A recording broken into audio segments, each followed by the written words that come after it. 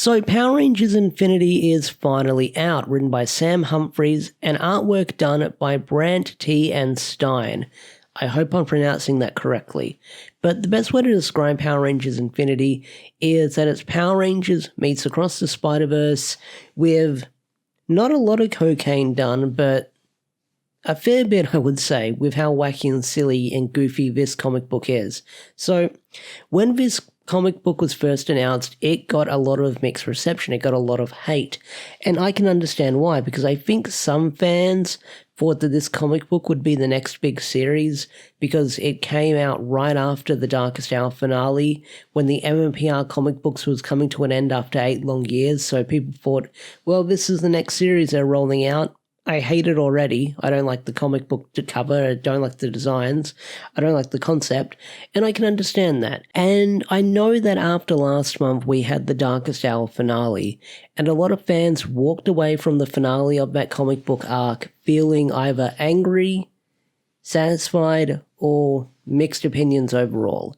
And the Darkest Hour story arc each month was a crazy roller coaster. Things were ramping up, things were getting crazy. We had no idea how that story arc was going to end.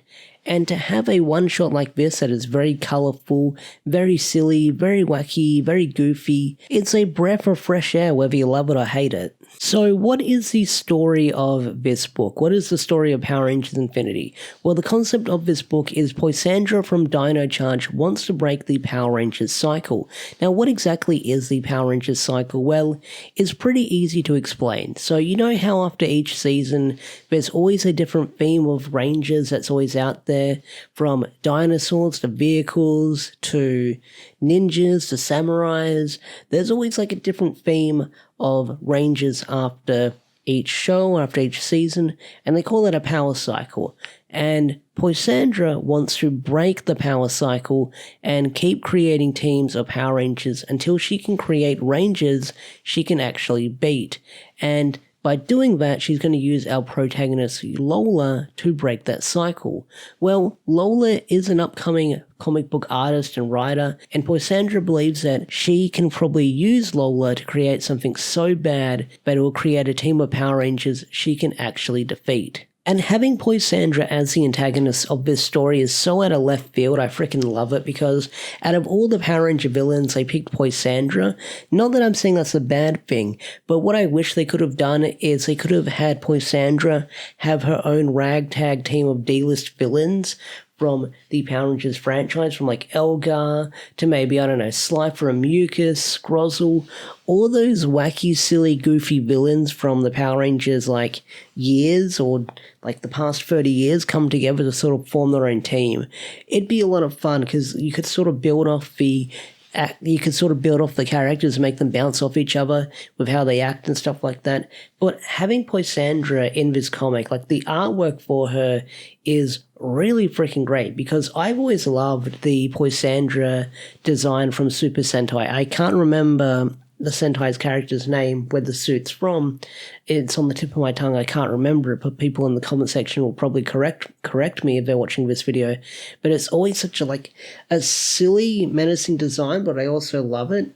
And here in the comic, the artist does a really good job at doing that. Like, you'll have Poisandra having all of these wacky expressions, from smiling like evilly or sinisterly, you could say. Is that even a word?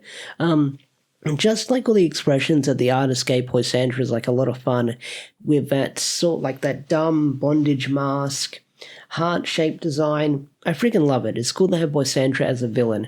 No Sledge though, unfortunately. I love Sledge. Sledge is the GOAT, but hey, Poisandra gets her own time to shine in this issue. Now, Lola in this one-shot, she's not the deepest character. She's your typical, I want to be a writer for this comic, I don't have the confidence in myself, I don't have the confidence in myself to be a ranger, but then she makes friends, and then she suddenly has the confidence in herself. And there's this one scene in the issue where you see Poisandra put on this machine on her head, and she sort of sees, like, the despair in her life as she goes through her life if she never became a comic book writer and artist, if she just gave up on her dream and lived a normal, boring life.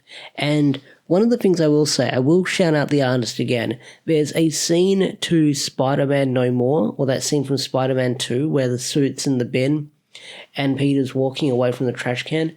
They recreate that scene here, but it's Lola like throwing her comic books in the trash can and she's walking away from it. So I really do like how they reference that iconic Spider-Man comic there.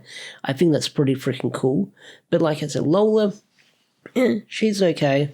I don't love her, I don't hate her. She's alright, I'll just say that. But she's okay. Now, let's talk about the other Ranger teams that we get introduced in this comic book, because there's a lot to go over with these original Rangers that were introduced in Power Rangers Infinity. So when Power Rangers Infinity was first announced, we got our first look at the cover. A lot of people were criticizing the Rangers that were on the cover. They thought this would be our brand new Ranger team we'd be following for years to come, because there was no theme, it was all over the place, and people had no idea what was going on. But when you actually start reading the book, you understand that all these different Rangers are from across the multiverse of Power Rangers. So we've got these different reject Rangers teaming up together to fight Poisandra. And I want to go over each one of the teams and go over their Ranger names, their designs, and what I think of them overall, because there's a lot to go over. So first up is the Black Ranger known as Captain Mangus Storm. Mangus, a pirate ranger. And this is funny to see because we all know that Super Megaforce used footage from Gokaiger, a pirate-themed Sentai series, and they barely half the time acknowledged the pirate theming. It was just there for the sake of being there. And here we have a full-blown pirate ranger team, and they even named their ship after Trini, the Yellow Ranger, by calling it Trini's Fort Line. Now, design-wise, I do like them. They're very piratey. Blue's an interesting note because they're sleeveless. It's an interesting look for it. Now, I kind of wish we got more of a better glimpse of these pirate rangers, because I'd probably be making One Piece comparisons with who does what here. But these designs, very piratey. I do dig them. Now, the Yellow Ranger is called Brayley Blackthorn, the Pom-Pom Ranger. Now, the Ranger name and design says it all. They're based on cheerleaders. The helmet I'm not a big fan of. I'm not entirely sure what it's trying to be here. Maybe someone can correct me in the comment section down below. And we do get a look at their Megazord, and I can't comment too much on it. It looks like a transform with the shape of it. We don't see a detailed look on it. It's just very silhouetted, and it's covered up as they're sort of doing their jump into the mech pose where they do the cheerleader launch for Brayley. Now, next up is the Pink Ranger, called Lady Penelope Prescott, the Pride and Prejudice Ranger. Something is crazy to say out loud. The Pride and Prejudice Ranger. Like, their designs, to be honest, when we get to see their world, do look pretty cool as well, because you've got the helmet visors based on masquerade masks, and then you've got the ranger suit designs that are actual, like, ballroom dresses or just, like, fancy outfits they would wear. Really freaking cool. Like, I think you even see some of the, like, rangers in the background in, like, suits, which is pretty freaking cool. I do like the designs. Like, the designs for the Pink Ranger is really unique as well. I do freaking dig it. And not only that, they've got, like, the fan as the weapon. So, another unique design and a crazy, like, ranger idea they drop in this comic, because there's a lot more to go over.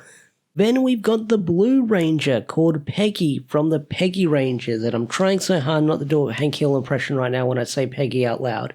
But you might as well call them the Golden Girl Rangers, because there's a bunch of old ladies. Their visors are giant glasses, the suits are your typical old people clothes from giant sweaters and jackets, and I love their weapons as well, because they've got giant scissors, balls of yarn, sewing needles, and an icing gun or a hot glue gun. Like, these are probably like the wackiest designs I've seen so far in this comic. They get even wackier, but when I first saw like old lady rangers, I was like, this is insane. I freaking love it. Like, I love their designs of how wacky and silly and goofy it is. Like, this is like I said, this is like Power Rangers meets the Across the Spider-Verse, but if you did a little bit of cocaine, but you didn't do a lot of cocaine, so it's kind of weird. And then last on the list, we've got the Polar Bear Ranger, Kumo. he's a polar bear who plays ice hockey. Not much I can say about it. Not much I can say about it. I mean, he's a polar bear. Now, we're also introduced to other original Rangers in this book: Power Rangers Paladin Force, Power Rangers Personal Trainer Force, and Power Rangers Paisley Overdrive. And their designs are just as wacky and crazy as well. So, Paladin Force being actual knights, and if you get the reference, you get the reference.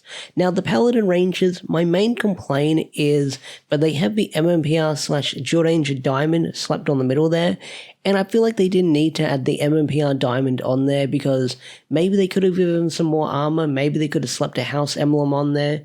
They didn't really have to fill that space with the MMPR Diamond on there. I feel like they could have added something else on there to make it a unique knight or paladin design. Now, Personal Trainer Force, a beefcake of Rangers, and I freaking love that because, like I said, that's just a really goofy design.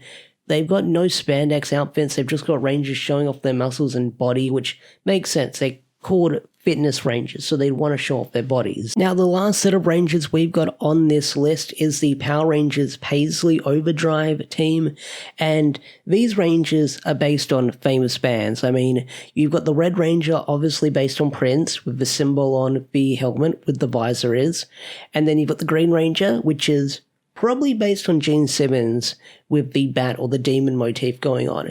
And then I believe that the Blue Ranger could be possibly based on Slash from Guns N' Roses. And then the Pink Ranger, no idea, typical diva, it could be anyone. I have no idea who it could be. But I really do like their designs, especially the Green Ranger and the Blue Ranger with the top hat. They look pretty cool. Like I said, these designs what we get in the comic is just so colorful, so unique, so wacky, so silly. And it's cool to see stuff like this because we're seeing all these unique Ranger designs from these different artists, and I'm hoping we sort of get like character sheets and designs of what they look like later down the line. Okay, now that I've talked about the Rangers and their unique designs for half the video, I want to talk about the meta humor that's in this comic because I do like the references they make to the Power Rangers franchise, but not only that, like the comic book itself, because when Lola is presenting her Power Rangers idea to one of the writers at Boom, one of the jokes they make is, oh, a new Power Rangers comic, didn't we end this recently? Which is kind of a funny wink and a nod because, you know, they ended the Power Ranger comic like a month prior before this comic releasing, so I really like that. And then there's also Poisandra showing up by going, oh, Poisandra, I haven't seen her since Ninja Steel. No, wait, Beast Morphers. So I like that reference within itself where there's sort of jokes about the continuity and sort of like people who work on the comics struggle to remember stuff about Power Rangers because, you know, there's so much to keep up with. That's what I liked about this issue. I was thinking I'd get this sort of like Akiba Ranger parody with this comic, and although we got some of that humor there, I was thinking we'd get a full-blown Akiba Ranger parody with this one-shot, but maybe we'll get something like that later down the line, sort of like a homage to Akiba Ranger where it makes fun of like the Power Ranger tropes and sort of like the campiness and the goofiness to it and turns that into a comic where it pokes fun at itself. Like hopefully we get that later down the line. But Power Rangers Infinity, it's a fun little one-shot because for the next couple of months we're going to be getting one-shots from Boom Studios. We've got the Usagi crossover next month, and then in October we've got the Power Rangers Across the Multiverse storyline going on, or Across the Morphin Grid releasing, which I'm definitely going to be covering on the channel. And then Power Rangers Prime is coming out in November. The rumored Power Rangers Prime will be dropping. So I'm excited to talk about that and cover those books on the channel. But overall, Power Rangers Infinity, I enjoyed, I got a kick out of, and I'd like to hear what you guys thought of this review or this one-shot, because I know a lot of people said they're probably going to just watch my video and they'll sort of go off on it from that. Then I totally get that. Like, I knew that this book wouldn't be for everyone, and although it wasn't like 100% from me, I did enjoy it. I did enjoy it, that's for sure. But anyway, guys, I'll see you guys later. Peace out, take care, and thank you for watching.